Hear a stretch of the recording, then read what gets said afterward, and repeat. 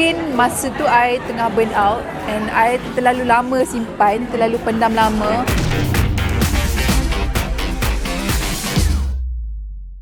Tak berlaku balik ke lepas bersalin tu?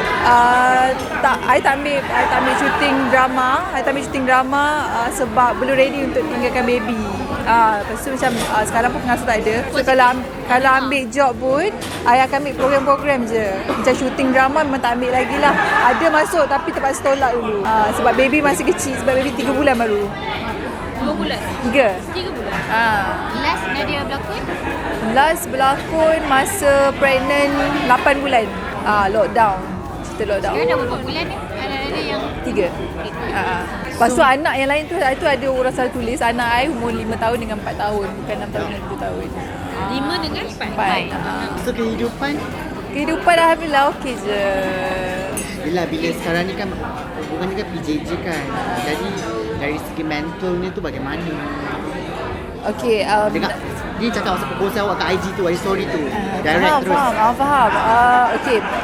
Konsep memang macam PJJ, tapi tak sepenuhnya PJJ juga, sebab dia ada balik, ada datang balik apa semua tu. Cumanya in terms of benda-benda apa yang I share dekat IG tu, mungkin masa tu I tengah burn out and I terlalu lama simpan, terlalu pendam lama. Yelah, kita normal, kita manusia biasa, and I pun baru lepas bersalin, so I punya fikiran masih lagi berceramuk apa semua. Orang lepas bersalin ni macam-macam dia akan rasakan.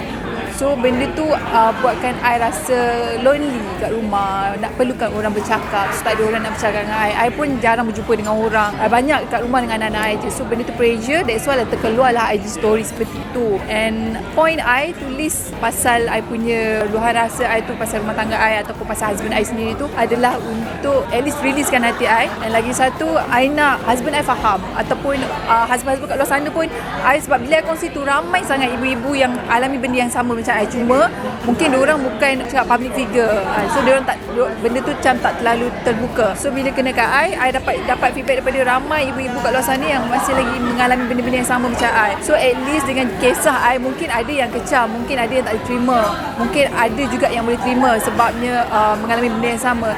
Tapi at least dengan cerita I tu, I harap sangat suami-suami kat luar sana at least lah bantulah isteri. Kalau tak boleh dari segi kewangan, tak boleh dari segi masa, tapi at least bagi moral support untuk wife dekat rumah untuk jalankan hidup tu dengan tenang. Sebab nak besarkan budak, memang orang cakap, orang dulu besarkan anak tak ada masalah, 10 orang, 12 orang. Tapi kita sekarang dunia lain. And sekarang macam I kat I sendiri, dua-dua side bekerja. So benda tu perlukan kerjasama. Itu je I nak. So macam I tak ada nak aibkan sesiapa, I tak ada nak aibkan suami I sendiri. Sebab yelah, itu suami I, itu rumah tangga I. Memang ramai orang cakap, kenapa nak aibkan rumah tangga, kenapa nak isu ni nak membesarkan apa semua. I tak ada niat nak membesarkan pun.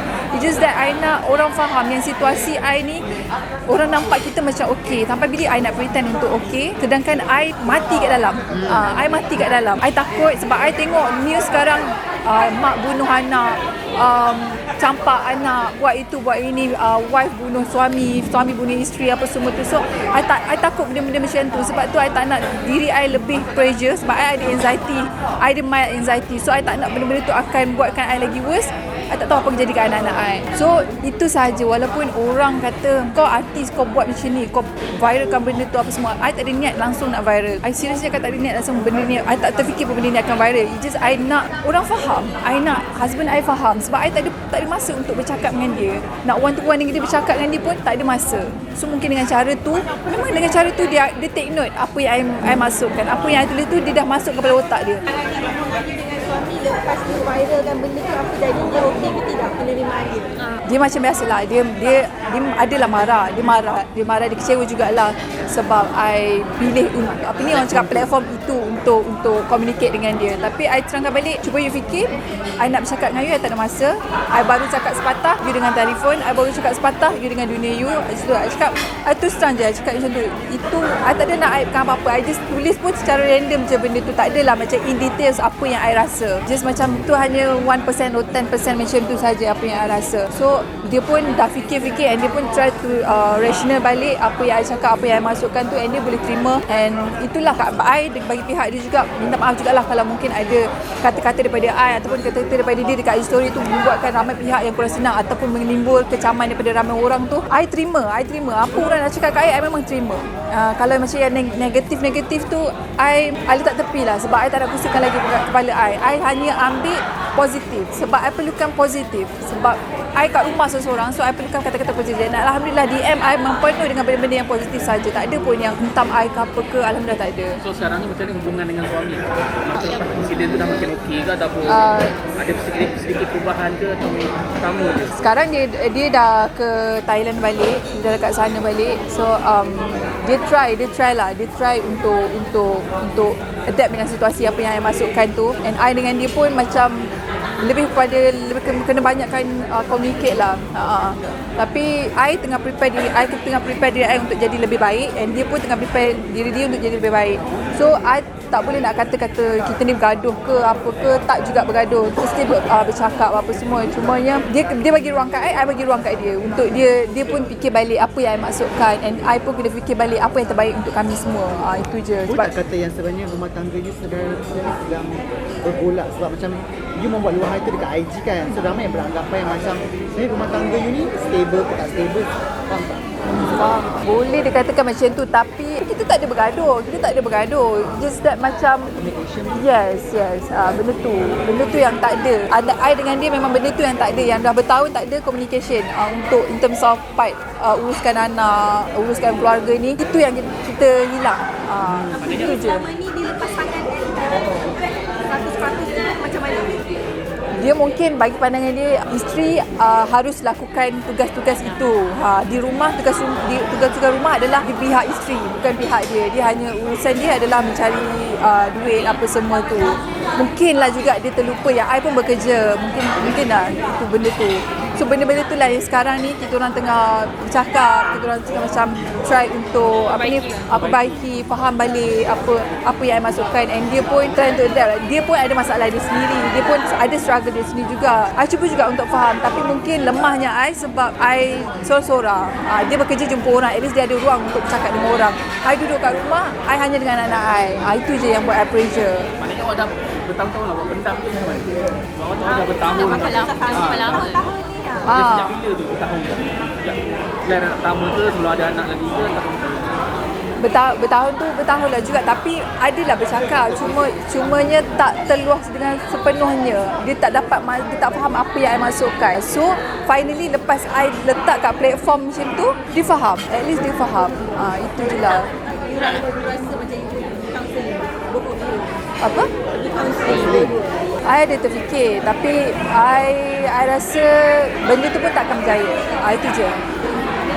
Takkan berjaya. Sebab I tahu husband I macam mana. Mungkin kalau pergi pun mungkin I yang akan lebih bersedia benda tu. Kalau macam in terms of side husband I takut. Bila last jumpa Shuba ni? Baru je last week, last 2 week macam tu. Dia dekat Thailand, ini dia tak ada call you langsung everyday ataupun sehari sekali, seminggu sekali. Ada call, tapi lebih kepada macam dia akan nak tanya I apa update dekat sini, maksudnya in terms of kerja-kerja dia. Itu je lah, macam kalau nak call lama, nak video call, nak update I buat apa semua tu kurang lah. Kurang, lebih kepada I yang call macam tu. Mungkin dia dah terbiasa I yang approach dia dulu daripada dia. Ya, selain daripada macam you, husband you tak ambil tahu sangat pasal anak kan, pasal you sebagai perempuan kita, you ada tak overthinking sebab yelah suami berlari ke Thailand kan, you know Thailand dan previously ada isu dalam rumah tangga kan, sejujurnya ada tak? Okay, tipu lah. Siapa apanya? Curang? Tak, sebelum ni kan diorang ada Risaulah kat Thailand. Curang. I pun risau kalau I. Ya, tapi I okay. you Okay, benda yang pernah jadi beberapa tahun lepas tu, memang kalau ikutkan, kalau umpamanya macam semalam boleh jadi kat dalam hidup I. Tapi I dah letak satu titik yang I percaya dia takkan ada tu. Sebab sampai satu tahap tu I memang tak peduli dah dia punya handphone. Kalau dulu I memang sangat teruk, I akan peduli handphone dia, I akan track kat mana dia apa semua. Tapi sekarang I tak ada itu. So tak ada dalam fikiran I yang dia ni ada orang lain ke, ada skandal ke kat sana ke. I tak terfikir tu. And I tahu dia kat sana memang betul-betul busy dengan kerja. Cumanya sedihnya sebab dia langsung tak update I dengan anak-anak. Sebab kan struggle-nya nak besarkan anak yang masih baby ni susah.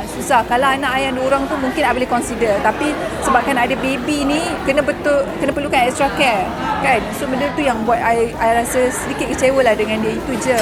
Tak ada benda besar pun. So kalau dia boleh faham yang tu, then okey lah. Sebab kat sini ada bisnes dia. So dia pergi sana, pergi check barang and dia akan supply ke sini. Bawa ke sini. Itu je. Dia macam selit-selit lah sikit-sikit macam tu je lah. Tapi most of the time dia akan tanya pasal bisnes je lah. Secara overallnya, bahagia atau tidak sebenarnya perkahwinan korang ni? Yang you rasakan sendiri macam mana? Aku dah sentuh tu. Aku dah sentuh, aku dah cuik hati dia. Macam tak nampak seperti apa gambaran perkahwinan yang maybe you idamkan, inginkan. I cakap mungkin expectation I terlalu tinggi untuk dia. Expectation I terlalu tinggi untuk dia, untuk Hafizul yang dulunya macam mana dan cuba untuk berubah jadi better and better. So I perlu rendahkan I punya expectation kat dia, bagi lagi dia masa untuk dia. Mungkin dia tengah berubah. I memang nampak perubahan dia daripada dulunya begitu sampai sekarang ni dah orang cakap I boleh tidur lena juga tanpa fikirkan benda-benda yang bukan-bukan. So nak kata daripada dulu dengan sekarang tu kita bahagia. Cuma ada benda yang perlu ditopakkan untuk jadi seperti mana yang I gambarkan. Okay, I tak pernah terlintas kepada macam nak stop, nak ni. I cuma rasa I selalu ternanti-nanti bila nak sampai masanya untuk aku betul-betul happy, aku betul-betul bahagia. Bila masa untuk aku dapat apa yang aku nak daripada hasil perkahwinan ni. Itu je. Sebab tahun pertama, tahun kedua, tahun ketiga berendam air mata. Tahun keempat masih sama, anak pertatu, anak 2 benda yang sama. Anak 3 I memang lagi tinggi expectation I untuk dia bagi I kebahagiaan, hargai I. Itu je. Tapi I tak pernah letih untuk bagi dia peluang. I tak pernah letih untuk tunggu dia untuk berubah. Untuk at least appreciate I. I tak minta duit, I tak minta apa. At least hargai I as a wife. Itu je I minta. Itu je. I meroyan ke, I apa ke kat IG story tu, I just nak attention dia je.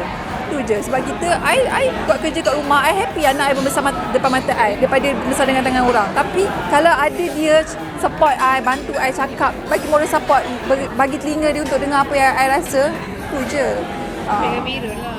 Mungkin you berharap menjadi seorang lelaki yang apa yang kita cakap macam Perfect lah. shoulder to cry on, tapi dia tak boleh jadi shoulder.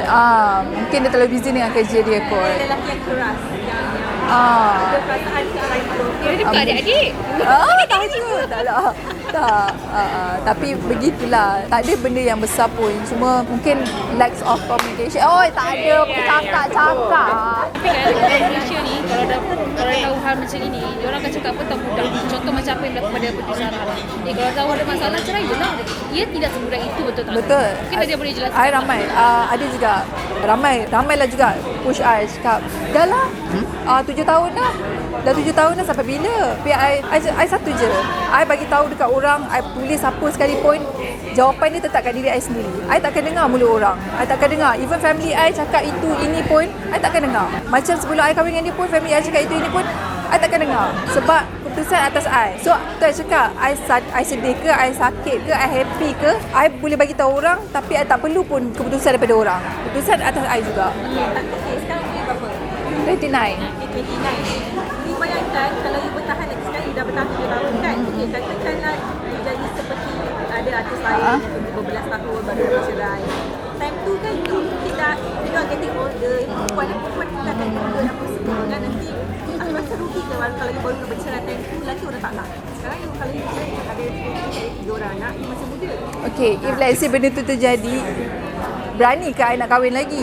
Itu je soalan dia. Berani ke I nak kahwin lagi? 7 tahun macam ni, dapat yang baru, takut lebih teruk, kita tak tahu. So macam I letak kat diri I pergi je. I dah redha apa yang jadi kat dalam hidup I redha. I berdoa supaya apa yang I nak tu dapat. Kalau tak dapat, macam mana Allah nak bagi kat I terima je. I just go with the flow. Kalau ke kiri lah, kalau ke kanan lah. I redha. Sebab penat dah, mengadu dah, tulis dah, berdoa dah. Tawakal je lah. 7 tahun dah memendam ni. Tak. 7 tahun berapa tahun je bahagia? Kena kira lah. Tidak. Adalah bahagianya. Kahwin 7 tahun, 8 tahun lah kan kahwin. 7. Okay, apa sebenarnya ingin daripada hati ni? Nak dia berubah tu macam mana? Apa yang the right words yang kita orang nak tulis? Berubah. Perhatian. Yang betul-betul haruskan dari Jadi lebih baik. kita orang nak tulis yang betul. Nak perhatian lebih daripada suami. Kembalilah ke pakai jalan sebenarnya lah. Taklah, I just harap fahamlah wanita, fahamlah. Cuba faham isi hati wanita sebenarnya. Bukan harta benda yang dia nak kadang-kadang. Selalu orang fikir perempuan ni nak duit, materialistik, itu ini. Sebenarnya tidak. Kau bagi perhatian, dia boleh senyap. Kadang tu kau bawa dia pergi makan kedai mamak pun dia boleh happy sampai 2 bulan. Betul tak? Tak semestinya kau nak bagi duit 100,000 kat kau pergilah ni. Benda tu takkan happy juga kalau kau tak bagi perhatian kat dia. Itu I, tak tahulah orang lain, tapi I macam tu. Kau bawa aku pergi makan kedai mamak, kau tunggu aku makan kedai mamak, macam mana bodoh pun aku happy. Serius, at least aku ada time dengan kau. Itu je. Itu. Kau nak perhatian daripada suami lah. Attention seeker. Tapi sebenarnya itulah. Wanita cinta. Bukan dengan laki orang, laki sendiri. Yes, cuma kecewa tu lah macam apa yang I tulis tu lebih daripada masa you lepak dengan kawan, lebih baik kalau sejam tu you lepak kawan, sejam tu you lepak dengan I, lepak dengan anak-anak. You tak nak cakap dengan I, cakap dengan anak-anak. Itu dah I happy. I boleh diam dah. Kau nak suruh aku buat apa lepas ni aku buat je. Sebab I dah happy. Sekarang aku tak happy, memang aku tulis aku bukanlah. Itu je. Anak-anak okey. Kalau dia balik KL, dia akan lipat wang kau kawan daripada kat rumah tu macam mana? Kalau dia balik KL, dia stay dengan kerja dia. Dengan phone tu, sebab dia memanglah banyak urusan dia menggunakan phone sebab kat Thailand kan. So, datang sini dia tetaplah shisha, lepak tu, benda tu tak boleh tinggal lah. Itu dia daripada dulu lagi. Daripada sebelum kahwin, itulah dia yang suka lepak. So, mungkin dia tak boleh tinggalkan culture dia tu.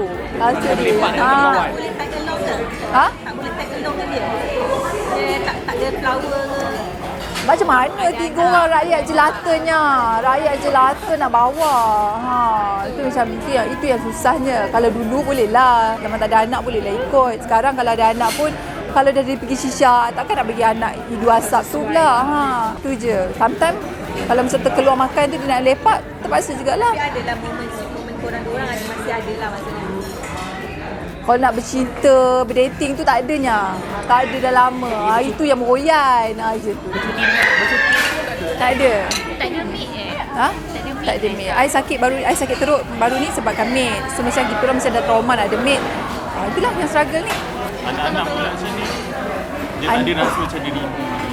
Anak I memang sangat. Anak I memang attach dengan dia. Memang kalau ada dia berbelit-belit dengan bapa. Tapi itu yang buatkan I lagi pressure. Anak hari-hari, papa mana? Papa bila nak balik? Papa ni, papa tu. Sampai sometimes I terlepas jawab. Tu yang cakap, I terlepas jawab kata, papa sibuk lah pergi balik. Dia takkan balik dah. Cakap macam tu. Sampai sometimes I terlepas cakap macam tu. Sebab kita pressure kan, kita sedih. Sebab anak rindu bapa tak tahu ke mana. Macam tu. Benda tu yang I cakap. Dia, kalau let's say kalau dia pergi, mungkin dia akan pergi 2 minggu, 3 minggu. Lepas tu dia balik. Balik 3-4 hari, pergi pula macam tu. Bisnes apa tu? Bisnes? Buah. Dia cari buah-buah kat sana lah. Mango ke, durian ke, macam tu lah.